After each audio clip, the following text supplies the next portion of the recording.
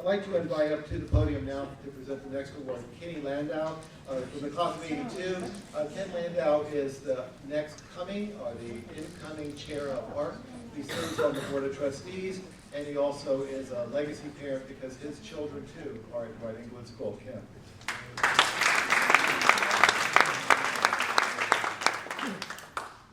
Thank you very much. In 2013, Lisa was named by American Banker as the 4th most powerful woman in finance. Yet I'm here to tell you that her amazing work achievements are just a part of the reason she's being honored today. During her 15-year-plus tenure as global head of equity capital markets for Merrill Lynch, Bank of America, Lisa's team spanned 16 countries, 700 professionals. She worked on over 400 deals where her team was a managing underwriter, including 75 IPOs. She has executed 2 of the 3 largest healthcare IPOs of all time. Lisa is a key member of the bank's Diversity Council, whose goal is in establishing a work environment in which all associates are welcomed and respected. I can guarantee you that is not what she encountered when she joined Wall Street in the 1990s. 2 years ago, the Women's Bond Club awarded Lisa their most prestigious honor, the Merit Award, for her outstanding contributions to women in finance. Stacy Haddish is a managing director at the bank, and this is what she told me. Lisa has always done the biggest deals with the most important clients, but not the deals and the headlines that have made her successful. It's her character. It's how she treats clients and how she treats people on her team, from the most junior to the most senior. Last year, Lisa became the division executive for the entire Northeast for U.S. Trust. To give you a sense of how far back that company goes, outside her office is a signed letter of recommendation for an employee. It's signed by Abraham Lincoln. After Dwight-Englewood, Lisa graduated from Columbia University with B.A. cum laude in History and American Studies, and 5 years later added an MBA from Harvard. Columbia awarded her their highest honor, a John Jay Award in 2007 for Distinguished Professional Achievement. Another person receiving the award that year was a future governor of the state of New York. In 2010, she became the youngest board member in Columbia's history. Bill Campbell is chair emeritus at Columbia, also one of Steve Jobs' closest associates, and the person who perhaps trusted the most because of his judge of character. This is what Bill Campbell told me about Lisa. Lisa is a phenomenal trustee. She's a great leader. She heads our most important committee, the Development and the Alumni Relations.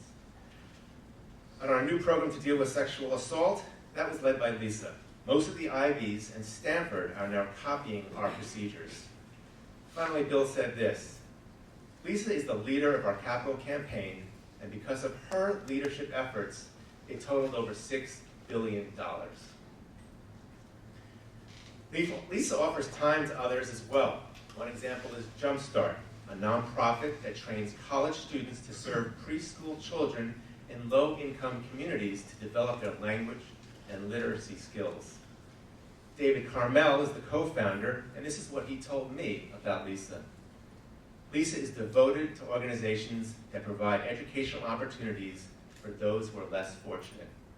For 2 decades, Lisa has quietly helped Jumpstart gather the resources necessary to fulfill its mission.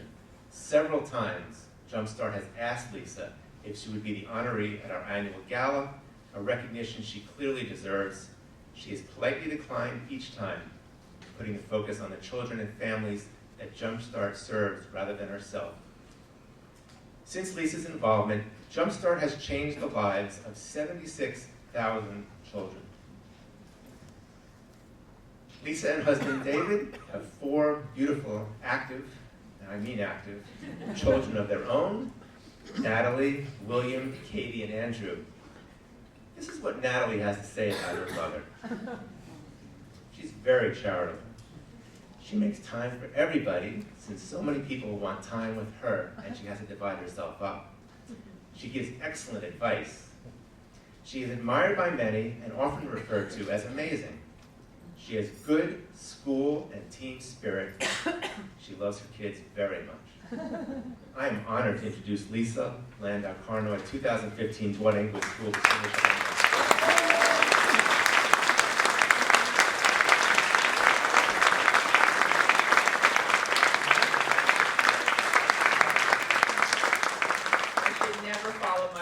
I should have thought of that. I want to thank Dr. DeJarnay, I want to thank Mark, I want to thank Maria, I want to thank the committee, and I want to thank the amazing, the outrageous, and the unforgettable class of 1985. When we were here in the early 80s, in English at Dwight-Englewood, we would start with Homer in 7th grade, and as seniors we could take a seminar in Faulkner or Russian Lit. But I have to admit, for me, my experience at DE was the opposite. The first several years felt like Chekhov, but at the end, it felt like a homecoming. And that, like Odysseus, I felt very much at home here. I am grateful for many things from Dwight-Englewood. And first and foremost, I'm grateful for the amazing teachers. And when I think of what were my passions here, it was very much English, history, art history, and fine arts. And when I think about the inaugural American Studies seminar our junior year, that really set a fire for me that continued at Columbia, where I did major in an ad hoc major in American Studies, and then my ongoing involvement with Columbia Center for American Studies. And Frimi Sagan and Doris Gelman and so many other teachers have inspired me for many, many years. I'm also grateful for my experience in sports. Like Larry, I also played tennis here for 6 years, but it was actually the move of tennis from the spring to the fall that opened up an opportunity for spring track, which really became my great passion for many, many years. And I ultimately ran track at Columbia. And the highlights in athletics for me were having a season with my brother when he was a senior and I was a freshman, and then when we won the track state championship my junior year, which was unforgettable. I'm grateful for learning to fail. It was at Dwight-Englewood where I failed pre-calculus, and I don't need a B- in F. When I was admitted to Columbia, I can remember, and Kathy was there, Mrs. Pay, saying, "Columbia University, nobody in senior math got to Columbia." And I really did stink at math, and now I work at math, and I love it, so I must have learned something. I'm very grateful for the amazing friends and for the impact that DE has had on my family. I eventually found my way to an eclectic, a fun, a sometimes outrageous group of friends, and we did get into some trouble on our treks into the city very late at night. But as importantly, we were there for each other at our best times and our biggest disappointments, and for many decades now, and I am so grateful. And I'm so grateful for all of you from 85 that are here today. My mom was the reason that I had the opportunity to go to EMS and then to Dwight-Englewood, and I am so grateful for that. And I was really keen for my mom to volunteer here, and like many kids, I thought the coop would be great, but my mom preferred to be surrounded by books rather than sweets.